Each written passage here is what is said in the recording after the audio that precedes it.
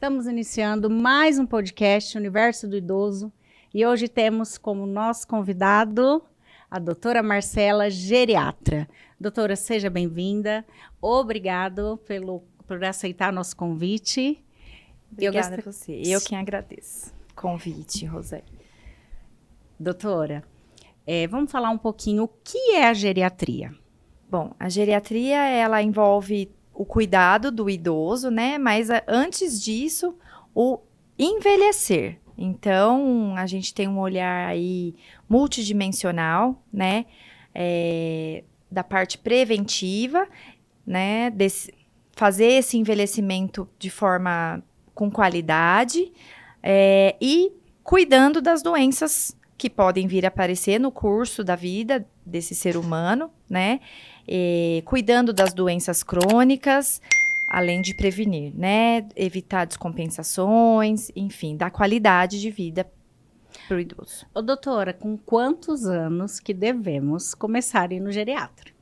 Então, a gente sabe que chega uma idade, né, que a gente começa a perceber a queda de várias funções. A gente coloca aí que uma idade legal seria a partir dos 40 anos, que é quando começa a aparecer já a perda muscular, começam a aparecer algumas doenças crônicas, né, como hipertensão, diabetes, a necessidade de estar fazendo os check-ups, né, de ter um olhar diferenciado. Então, a gente orienta um acompanhamento a partir de 40 anos. O idoso a gente considera a partir dos 60, né, mas para acompanhar o envelhecimento. Então, é um médico que vai te olhar quanto antes você já tiver esse vínculo com o médico e que ele te conhece, te acompanhe, é melhor. Doutora, vamos falar um pouquinho, então, que eu sei que a senhora faz visitas domiciliar, né? Mas eu queria falar um pouquinho das fases do Alzheimer para as pessoas entenderem. Qual que é a primeira fase, a moderada, porque as famílias têm dificuldade em diagnosticar, né? Quando está iniciando, assim, uma demência, vamos falar do Alzheimer, né? Como que seria? Então, assim, hoje a gente já tem um olhar diferente das famílias, né? A informação tem chegado graças aos podcasts, às pessoas interessadas na saúde do idoso, né? Então, a gente consegue falar em fases, mas às vezes é difícil dizer que fase que esse idoso está. Mas, a princípio, né, o que esse familiar tem que ficar atento? Então, assim, alterações de memória que estejam prejudicando as atividades da vida diária. Então, se esse idoso tem uma alteração de memória, porém, ele se beneficia de alguma pista e ele recobra essa memória, ele consegue se lembrar, então a gente fica um pouco mais tranquilo em relação a isso, né? Mas se você vê que essa memória, ela não se beneficia, né? O esquecimento, ele não se beneficia de pistas e ele está prejudicando as atividades da vida diária, um idoso que conseguia cozinhar, uma idosa que cozinhava, fazia um café, tem se confundido já nessa função executiva, né? Em desempenhar um papel que fez a vida toda, tá tendo prejuízo, né? Um idoso que sempre dirigiu, começa a bater o carro, se perde na rua, a família começa a perceber a parte financeira que ele não tá dando conta, então começa a ter que supervisionar mais esse idoso. Então, chama a atenção, sim, que esteja abrindo um quadro demencial. Lembrar também que, às vezes, esse idoso ele pode começar com um quadro de ansiedade ou depressão, né, que confunde muito no início da doença. E aí já chama a atenção. Você perguntou das fases, sim, né? Então, essa fase leve, que ele ainda tem uma certa independência, uma certa autonomia, mas já tem uma supervisão, né? A gente fala que é uma fase leve, né? A gente tem escalas para a gente colocar a fase que esse idoso está, né? Mediante a funcionalidade. A fase moderada já é uma fase que esse idoso, além da supervisão e também, na verdade, da dependência, ele já tem algumas perdas, como perda de esfíncter, né? Já esfíncter urinário, né? Esfíncter anal. Então, a gente já coloca numa fase moderada ou intermediária, né? A progressão é bem variável, né? Existem pacientes que ficam anos na fase leve, por isso a importância do diagnóstico precoce, de iniciar um tratamento adequado, né? Que não é só o medicamentoso, a gente sabe que o não farmacológico acaba sendo... Que seriam os estímulos cognitivos, né, doutora? Que é essencial, né? A estimulação cognitiva, as atividades, né? A equipe multidisciplinar, e isso é individual, né? As indicações. E porque faz diferença na evolução da doença. Toda a diferença, né? Você falou da estimulação cognitiva, a gente vê isso claramente, que pacientes que fazem e os que não fazem, né?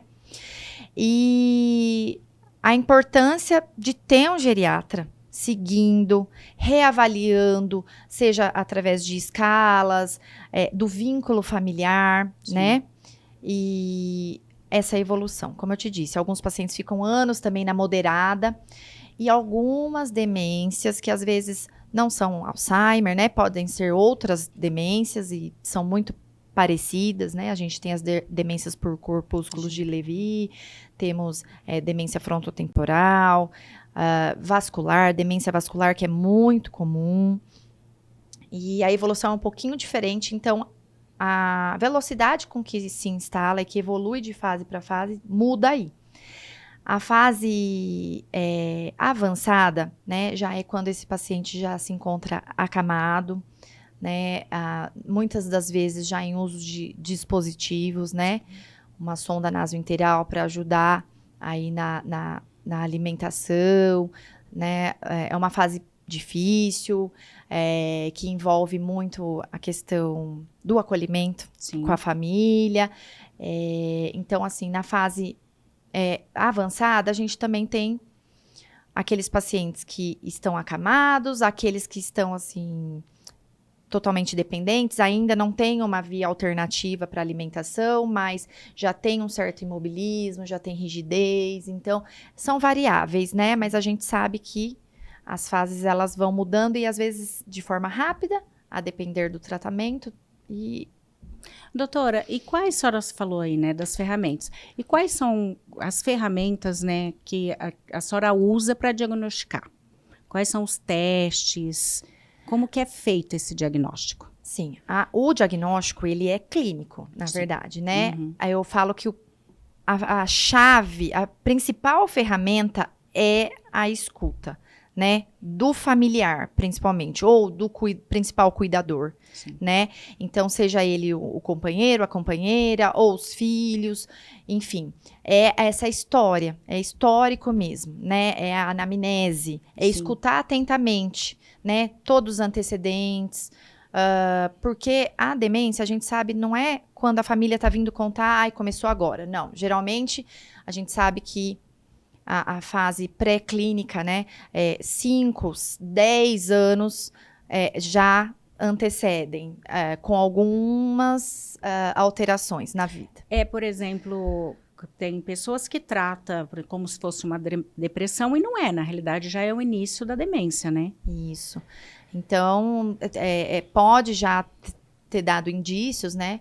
E o Alzheimer, ele tem essa coisa da depressão, que às vezes confunde muito, né? Então, a gente acaba tendo que tratar o humor primeiro, reavaliar através de teste neuropsicológico, que é muito importante, que tem várias escalas, que avaliam vários domínios da cognição e do humor. Então, dentro de um teste neuropsicológico, que leva aí uns 3 dias, né, o paciente vai com a psicóloga, né, e faz lá os testes bem detalhadinho. Para quê? Tanto para a gente fechar o diagnóstico, que às vezes já está claro, mas é muito importante para a gente até ver a evolução, porque a gente repete aí dentro de 1, 2 anos, a depender do quadro, né? E vai acompanhando de forma mais precisa, né? Com números, enfim. Doutora, a gente está falando de testes, né? Uhum. O teste da força palmar. Para que serve? É força palmar? Fala. Isso, força de preensão palmar. Isso, força de preensão. Para que ele serve? O que consegue ver nesse teste? Aí a gente Porque já as pessoas conhecem pouco, né? sim. Mas aí nós estamos mudando de assunto, né? Uhum. Você me perguntou a respeito das ferramentas para fazer diagnóstico de demência. Então, a gente faz o teste neuropsicológico, um exame de neuroimagem, que pode ser uma tomografia, uma ressonância, que é mais específica. Sim. A gente tem os cortes específicos para ver, né? Hipocampo, enfim, tem várias medidas. Fora o teste neuropsicológico, a neuroimagem e tem os exames Sim. de sangue, que a gente tem uma porção de coisas que a gente tem que excluir, porque a gente tem as demências reversíveis, né? A gente tem demências reversíveis, né? Vamos dar um exemplo? Pseudodemências, né? Hipotireoidismos graves, onde o paciente chega muito lentificado, esquecido. A hora que você vai ver, tem um TSH completamente fora da curva, muito alterado, um hipotireoidismo muito grave. Trata-se e reverte. Hiponatremias, né? Então, sódio muito baixo, simula também. Então, é uma pseudodemência. Deficiências de vitamina B12. Então, a gente tem que fazer um screening, né? A gente tem ali, a gente pede exames de sífilis para excluir neurosífilis, tudo isso. Então, é uma avaliação bem ampla. Bem ampla, né? Agora, voltando lá no que você perguntou a respeito do dinamômetro, né? Isso. Na avaliação da força de preensão palmar. Aí, é um instrumento que a gente usa para avaliar força muscular. Aí é já para diagnóstico de sarcopenia. Isso, que né? está associado bastante na demência, né? Sim, a gente sabe que a maioria dos idosos, na verdade, eles podem evoluir, né, com uma perda de força muscular. E nas demências, mais ainda, né? Que tem alteração aí da aceitação alimentar, disfagia. Então, acaba diminuindo, né, o aporte proteico, diminuindo massa e força muscular. Então, a sarcopenia, ela acompanha grande parte dos quadros demenciais. Eu diria que quase que a maioria mesmo. Que legal. Doutora, e eu percebo dentro do residencial, né, que a família tem que ser muito acolhida. E eu percebo, a senhora faz isso com excelência. Parabéns, porque eu vejo o dia a dia. Obrigada. Como que é essa transição de fases para a família? O que a senhora vê? Como que é esse acolhimento? Porque é muito delicado isso, né? Sim. Eu falo que o principal é isso, né? A escuta, né? A gente Sim. tem que acolher, escutar, aprender a não julgar, né? Porque cada família tem seu contexto, né? Não somos perfeitos. E quando a gente tem um diagnóstico ali de algum familiar, a gente tem conflitos envolvidos, às vezes diversos filhos com diversas opiniões, a negação.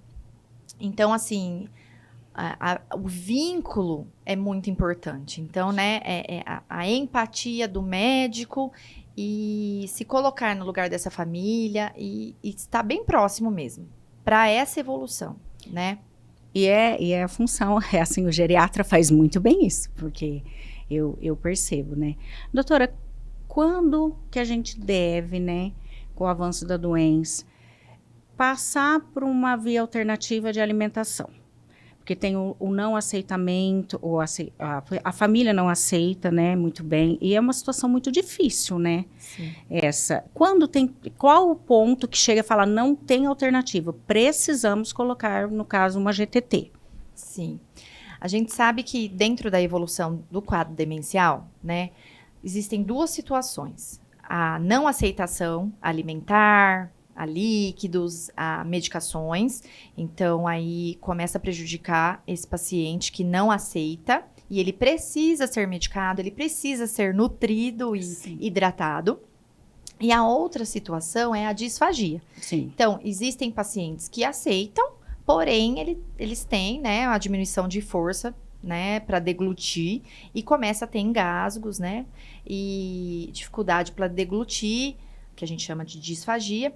Então, essas duas situações precisam ser avaliadas, né, e conversado bem com a família. A gente sempre tenta adaptar a alimentação, mudar a forma da medicação, né, então, migrar de um comprimido, uma cápsula para gotas ou para um PET, né, que é um adesivo, enfim, mudar a via de administração, tentar mudar a consistência dos alimentos, tentar tirar algumas medicações que às vezes reduzem o apetite, mas sempre em conjunto com uma fonoaudióloga para avaliar, né, a questão da disfagia, uma nutricionista para tentar melhorar a palatabilidade, Sim. né? E alguns casos a gente sabe que não tem jeito. Mesmo tentando fazer todas as adaptações, ele vai evoluir para uma via alternativa, né? A gente tem a sonda nasointeral e a gente tem a gastrostomia, né? Que implanta no abdômen. E aí é caso a caso, família a família. Por isso, mais uma vez, é importante o vínculo, né? Sim. Ô, doutora, e a gente falou, a senhora comentou aí um pouquinho da sarcopenia, né? E eu tava lendo, e é muito interessante, né? Porque a sarcopenia, que nem vem a disfagia, porque perde a musculatura até do pescoço, Sim. Interfere muito, né? Sim. Isso. A gente chama de disfagia sarcopênica, né? Então, assim, a sarcopenia não são só a musculatura, né, do quadríceps, dos braços, enfim. Atinge o esôfago, a musculatura que envolve o esôfago. Então, a gente chama de disfagia sarcopênica. Esse idoso está engasgando porque perdeu a força, perdeu o músculo, né? Então, aí, a parte nutricional muito bem direcionada, né? E também a fonoterapia. Às vezes, a gente consegue reverter essa situação, né? Idosos que ficam um longo período internados, né? Podem voltar nessa situação de disfagia sarcopênica. E a gente consegue reverter. Então, alguns pacientes, eles chegam pra gente com uma via alternativa. Sim. E a gente consegue sacar, ele volta a se alimentar por via oral, Que bom. né? Então, assim, você falou do nosso atendimento domiciliar, né? Eu já faço atendimento domiciliar há bastante tempo. Então, assim, a deshospitalização precoce, um geriatra perto, né? Para tentar essa reabilitação, essa avaliação, esse tratamento holístico, né? Sim. Que a gente faz, é importante. A senhora faz bastante atendimento domiciliar, como falou, né, doutora? Quando que a senhora acha que tem que ocorrer essa transição do residencial da pessoa para o residencial como instituição? Você fala do paciente sair do domicílio e ir para uma ILPI. Para uma ILPI. Tá. Aí é um momento delicado também, que eu digo que não parte só da família. Se tiver um profissional junto para apoiar esse momento, porque a gente sabe que existe um limite dentro desse domicílio, Sim. né? A gente precisa ver quem é o suporte dentro dessa casa, né? Às vezes é um idoso cuidando de outro idoso, Sim. né? Ou os filhos que têm os seus compromissos e a sua própria vida, que não conseguem, né, cuidar desse idoso no domicílio. Enfim, uma instituição de longa permanência muito bem estruturada, com uma equipe multidisciplinar, é um lugar muito melhor, na maioria das vezes, do que o paciente ficar no domicílio. Sim, né? porque ele tem estímulo, tem, né? Exatamente. Tem socialização. Exatamente. Existe ainda um pouco de preconceito, mas eu digo que, assim, nós como geriatras já quebramos muito essa questão do preconceito de casa de repouso, né? De instituição de longa permanência. Porque antigamente existiam as instituições asilares, então o pessoal mais antigo pensa em asilo, naquela imagem que tinha antigamente, né? Hoje não, a gente sabe que as instituições, né, existe uma vigilância, existe à frente dessa instituição alguém da saúde gerenciando e, enfim.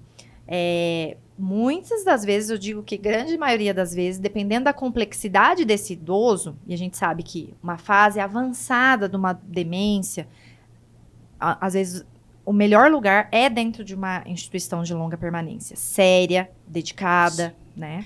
Doutora, quando a gente fala muito, hoje em dia se fala muito de paliativo, né? E quando que a gente paliativa um paciente de demência, como essa transição, né, do paciente para o paliativo? Como que seria isso? Então, os cuidados paliativos, eles entram não só nos quadros de doenças oncológicas, né? Antes a gente falava muito de paliativo dentro do contexto oncológico. Hoje a gente sabe que um quadro demencial é importantíssimo a gente ter essa consciência, né? Sim. Aonde a gente sabe que a gente precisa cuidar desse idoso de uma forma multidisciplinar também, mas de uma forma diferente, né? Os cuidados paliativos, eles chegam numa fase onde a gente sabe que já não é mais reversível. O quadro demencial, a gente sabe que é uma doença que não é reversível, né?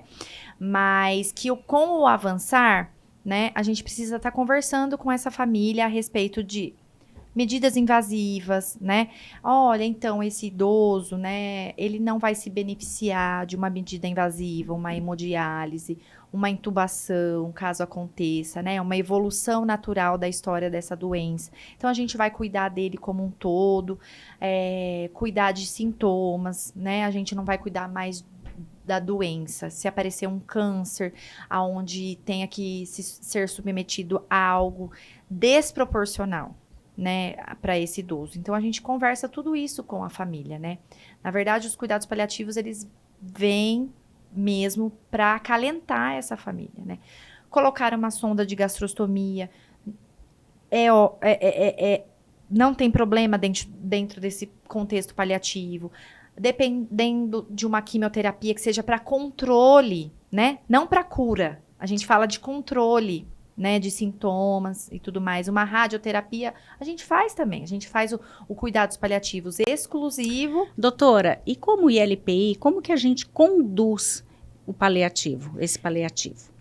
O paciente que está institucionalizado, né? E está em cuidados paliativos, além de alinhar essa linha de cuidado com a família, né? A gente alinha com os profissionais que estão na instituição, né? Então, tem que estar todo mundo falando a mesma língua, sabendo do que se trata, e para que, mediante intercorrências, a gente saiba até onde que a gente vai, né? Sim. Que o objetivo é conforto, né? Não é reversão de cura ou enfim. A gente trata infecção urinária, a gente trata anemia, a gente trata diversas coisas. A gente faz procedimentos. Então, assim, hoje as pessoas ainda não sabem muito a respeito de paliativo. Por isso que é interessante ter um médico, né, à frente. Sim. E que possa conduzir também a equipe multi mediante o quadro, sim, né? A gente deixa tudo isso muito bem documentado, porque as intercorrências podem acontecer e se não tiver essa documentação, pode ser que seja feito algo desproporcional em algum momento, né?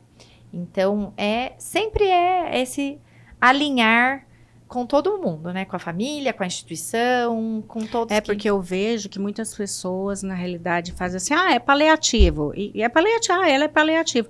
E não é bem assim, né, doutora? Claro, tem que dar conforto, tem que ser cuidado, né? Muito pelo contrário. Quando o paciente é paliativo, a gente dá... Paliar significa manto. Então, assim, o cuidado.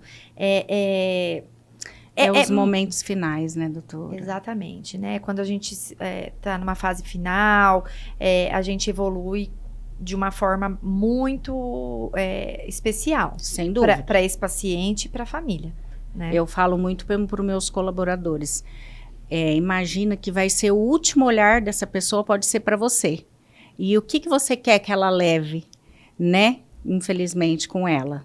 Sim. Então, é muito sério isso, né? Com certeza. Doutora, eu vou fugir totalmente, porque veio um assunto agora aqui, que as pessoas realmente falam-se muito, mas as pessoas não sabem o que é. Demências de corpos de Levy. Muita gente fala, mas o que é?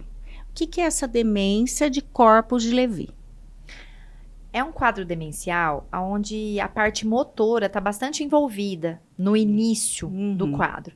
Então, é um paciente bradicinético, que anda mais devagar, pode ter rigidez, né? Esse paciente pode vir com um quadro assim, de alucinações vívidas, sonhos vívidos, enfim. Ele tem um quadro um pouquinho mais florido, um pouco diferente do Alzheimer, que pega só memória. Ele pega outros domínios cognitivos, um pouquinho mais exacerbado no início da doença. as demências, elas ficam um pouco parecidas numa certa fase. Sim. Mas o início é um pouco diferente de cada um. Por isso a importância de tirar uma boa história quando essa família chega. Entendi. Entendeu? Porque nem tudo é Alzheimer, nem tudo, né? Então, assim, e até a questão da gente saber a etiologia da doença, da demência, pra gente saber qual o tratamento. Porque muda. Na demência por corpúsculos de Levy, né, os achados tomográficos e de ressonância são um pouco diferentes, os antipsicóticos são um pouco diferentes, porque podem ter piora dos quadros de comportamento, de agitação. Então, você saber a etiologia, né, a gente nunca vai saber com certeza, porque a gente sabe que é só com anátomo patológico, ou seja, pós-mortem, né? Sim. Mas a gente... provável etiologia, né? Provável Alzheimer. A gente fala provável doença de Alzheimer. Provável doença por corpúsculos de Levy, né? A vascular que a gente tem mais certeza, né? Porque os achados são bem mais exuberantes, assim. Então, as prováveis etiologias é que faz a gente conduzir de uma forma mais assertiva o tratamento. Doutora, uma outra dificuldade que a gente tem, né? Eu queria saber o que acontece que o paciente, ele para de comer. Chega uma fase do Alzheimer, do corpo de Levy, da demência em si. Para de comer. O porquê que acontece isso? Que ele para de comer. Primeiro que a gente tem a questão da apraxia, né? Eles vão esquecendo como se faz algumas coisas. Então, numa fase mais de leve para moderada, na moderada a gente já vê aí a dificuldade de talher. Ele já não sabe para que serve aquilo. O que é o alimento, ele vai perdendo essa noção do que é cada coisa. Então, para que serve uma xícara? Para que serve uma aliança? Para que serve, entendeu? Sim. Então, com o alimento, ele já não reconhece aquilo. Já começa por aí, né? Então, ele já não entende o processo, né? A função executiva começa a ficar comprometida de uma maneira muito... avançada e ele não consegue mais processar, né? Não é só a questão de memória, daí atinge a parte motora, a deglutição, tudo isso, com o avançar do quadro demencial, o cérebro vai perdendo as funções mesmo, né? A questão do paladar, já numa fase leve, a gente já vê isso, mas vai evoluindo mesmo. Porque é triste e tem a dificuldade da aceitação da família, né? Tem. Porque às vezes a família chega no residencial e naquele momento ela conseguiu comer um pouco. Aí a família acha, não, mas ele está comendo. Não, ele comeu agora e depois não está. Durante o dia ele não ingere a quantidade necessária, né? E nós somos latinos, né? Os latinos é tudo em volta de comida. Então, assim, se a gente vai se reunir, é em volta de comida, né? Tudo em volta de comida. Então, a questão alimentar, para nós, é muito importante, né? Sim. Então, isso é também um ponto que a gente sempre discute muito com as famílias, né? Até que ponto a gente vai forçar se alimentar via oral? Até que ponto a gente tem que alimentar esse idoso?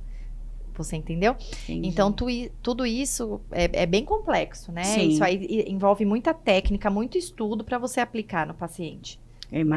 Eu vejo lá no residencial, que é bem complexo, porque as pessoas acham que com a sonda, mas ele vai ficar com fome, e não fica, né, doutora? Não, eles vão perdendo, né, todas essas funções, né, uma devagarzinho vai evoluindo, né. Tá, doutora, uma outra coisa que não se falava antigamente é sobre a vitamina B12, que interfere bastante no quadro de demência, é isso mesmo?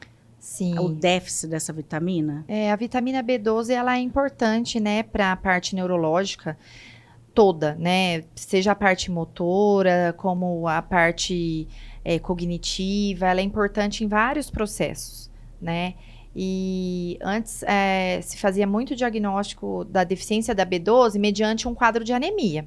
Hoje não, às vezes a gente já faz um diagnóstico de deficiência de B12 num contexto de esquecimento ou de parestesia, formigamento, dificuldade motora, porque ela envolve todos esses contextos, né? Vou sair daqui com um pedido de B12.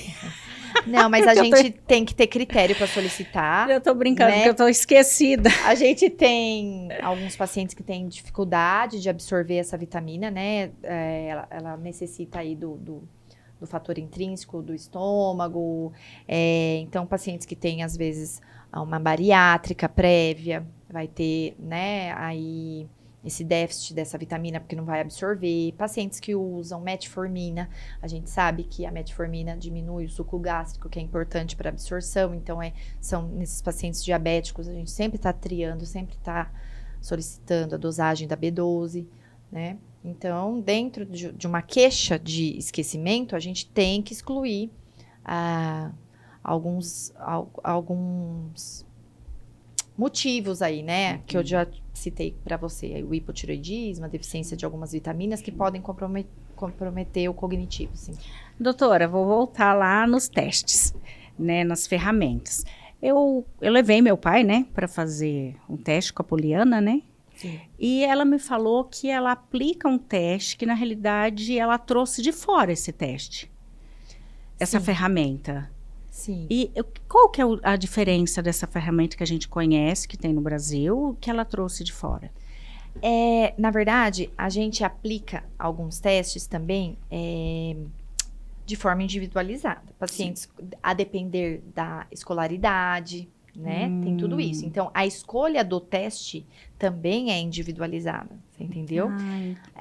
Então, pacientes que, a depender da escolaridade, o teste tem que ser um pouco mais complexo e tudo mais, né?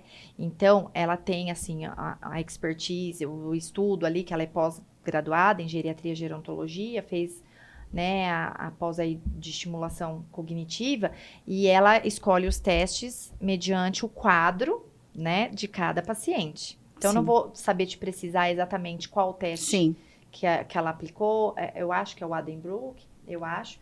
Mas, porque antes a gente usava muito, assim, rotineiramente, de uma triagem mais rápida, um Mini-Mental, o teste do relógio, são coisas que a gente usa rapidamente dentro de uma consulta, que a gente já consegue avaliar, né? Memória, atenção, cálculo, linguagem, rapidamente ali dentro de uma consulta, para já, realmente, né? A gente já vê o teste do relógio ali, os distúrbios dos ponteiros, né? Se já tem uma desorganização ali de tempo, espaço, enfim. A gente consegue já ter uma noção. Mas os testes mais complexos, com mais tempo, tudo, é bom para deixar arquivado, né? E para a gente acompanhar. Porque aqueles pacientes com um grau de escolaridade um pouquinho maior, eles enganam, né, doutora? É difícil, é mais difícil. Eles são danadinhos, né? É mais difícil. Então, tem muitos pacientes, né, pós-graduados, pacientes, assim, com nível bem difícil. É difícil a gente pegar, às vezes, num quadro leve, de um quadro demencial. Tem alguma coisinha, mas tem que ser um teste muito bem aplicado. A senhora teve até um caso, se a senhora puder contar, um caso de uma senhorinha que fez a consulta e depois foi fazer o teste e ela enganava a Poliana. Sim. E demorou para diagnosticar, né? É, por isso que é importante, porque assim, tem muito idoso que engana a gente mesmo. Às vezes ele vai até sozinho numa consulta, às vezes o filho, ele não quer que o filho acompanhe, esse filho faz um contato com a gente extra, né, fora do contexto. Isso é muito comum, né? Às vezes a gente faz uma videochamada com esse filho, conversa lá meia hora, 40 minutos antes de atender esse idoso, porque ele ainda tem, né, percepção dos esquecimentos, Sim, né, e com uma escolaridade elevada. Então, é um contexto mais difícil de fechar um diagnóstico. sim, sem entendeu? dúvida. Mas a gente tem vários casos, Rô. Se a gente for falar, tem vários Muito, casos. né? Ô, doutora, então deixa para o nosso público entender mesmo. Porque, na realidade, geriatra, tal.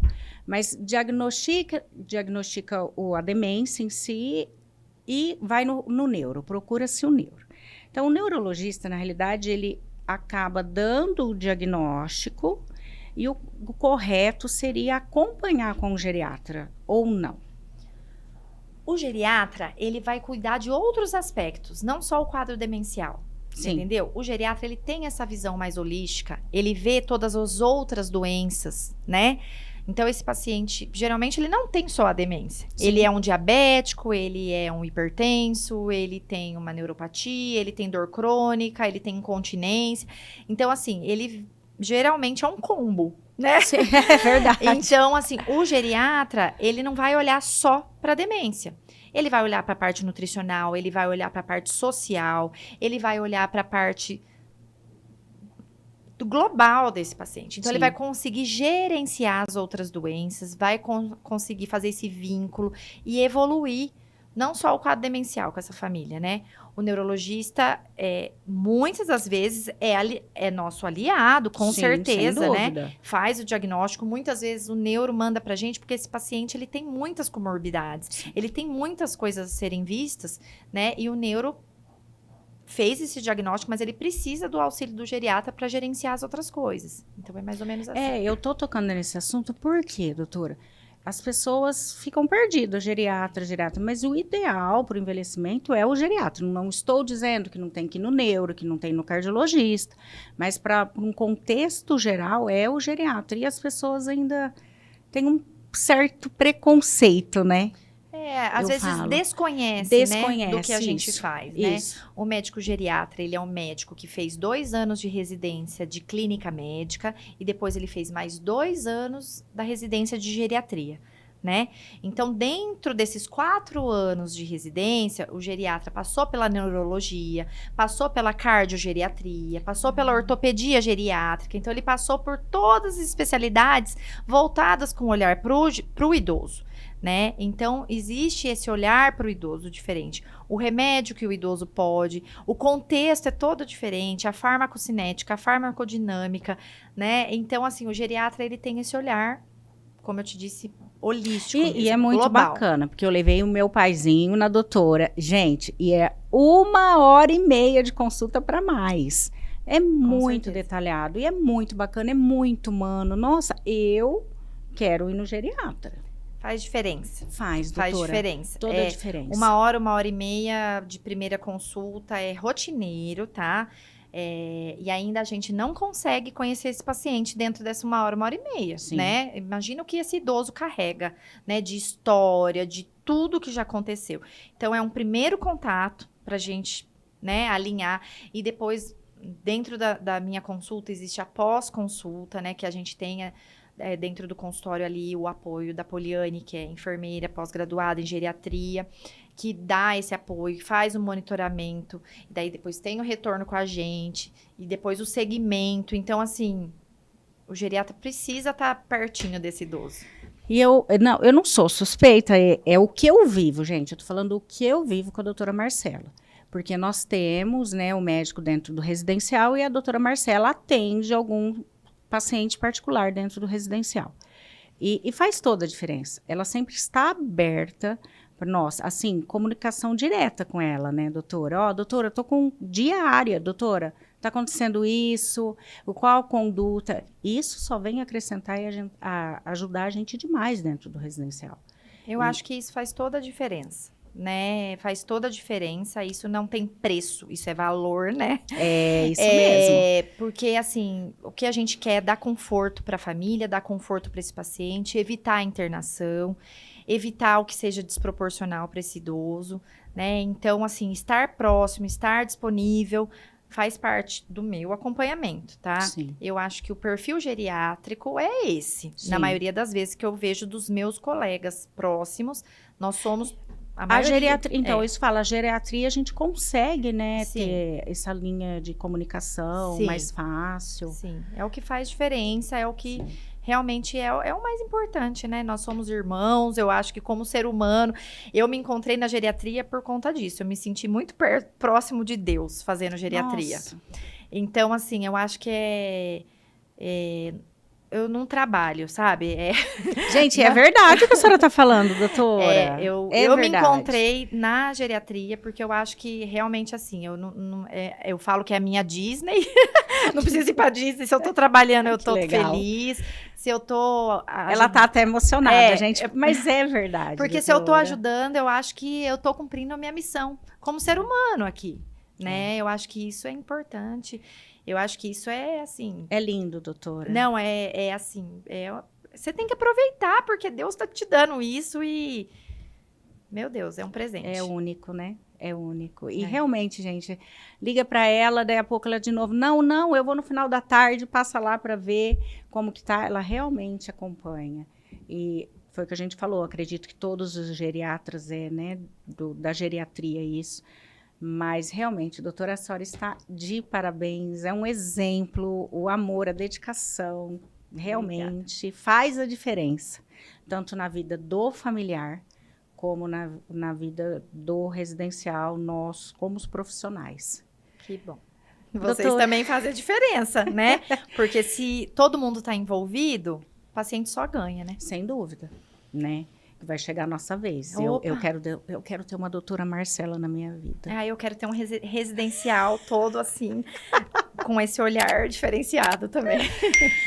Doutora, muito obrigada. Eu quero que a senhora deixe um recado. O que a senhora deixa de recado para os nossos ouvintes aí, né? De conselho para essa geração tão doida que está vindo aí, assim, que vive hoje como se não houvesse amanhã. Eu acho que aconselhar é uma coisa, né? Complicada, mas eu acho que a gente tem que ir plantando, né? Dia a dia, pensar no nosso envelhecimento. A gente envelhece a partir do dia que a gente nasce, né? A gente vai envelhecendo dia a dia. Então, é uma coisa que a gente vai plantando para colher, né? Sim. A gente sabe que mesmo a gente fazendo tudo certinho, as coisas acontecem, né? Existem as intercorrências da vida da gente, mas é importantíssimo a gente colocar a saúde em primeiro lugar mesmo, né? Sim. Porque se a gente tem saúde, a gente tem tudo, né? Então, assim, a saúde em primeiro lugar, um bom profissional do seu lado, do seu familiar, eu acho que isso só traz conforto para todo mundo, né? Sim, sem dúvida. E como o doutor Alexandre Kalash fala, eu quero envelhecer na sala da frente, com os meus direitos garantidos, né? E eu acho que ter um bom geriatra, uma assistência de ponta, uma assistência como a senhora dá, ter seus direitos garantidos, né? Sim. Eu penso isso. Doutora, muito obrigada mais uma vez. Tá? Eu quem agradeço o convite, a confiança, viu? Muito obrigada. Gente, mas não tem como, ó. Vocês não têm noção da médica que ela é. É verdade, doutora. Para com isso, menina. Mas é mesmo. A gente tem que mostrar, né? A gente tem que falar desses profissionais que estão para nos auxiliar dentro do residencial e como a família, porque a família fica muito perdida, né, doutora? A família fica muito desamparada, né? Eu vejo como eles chegam no residencial. E às vezes, mesmo a gente falando, é diferente você ter um geriatra ali acompanhando, explicando as fases da doença, né? E acolhendo isso. E o geriatra realmente faz isso. E a senhora faz com excelência, é verdade. Obrigada, Rô. Obrigada. Pessoal, estamos encerrando mais um episódio do nosso podcast Universo do Idoso. E até a próxima.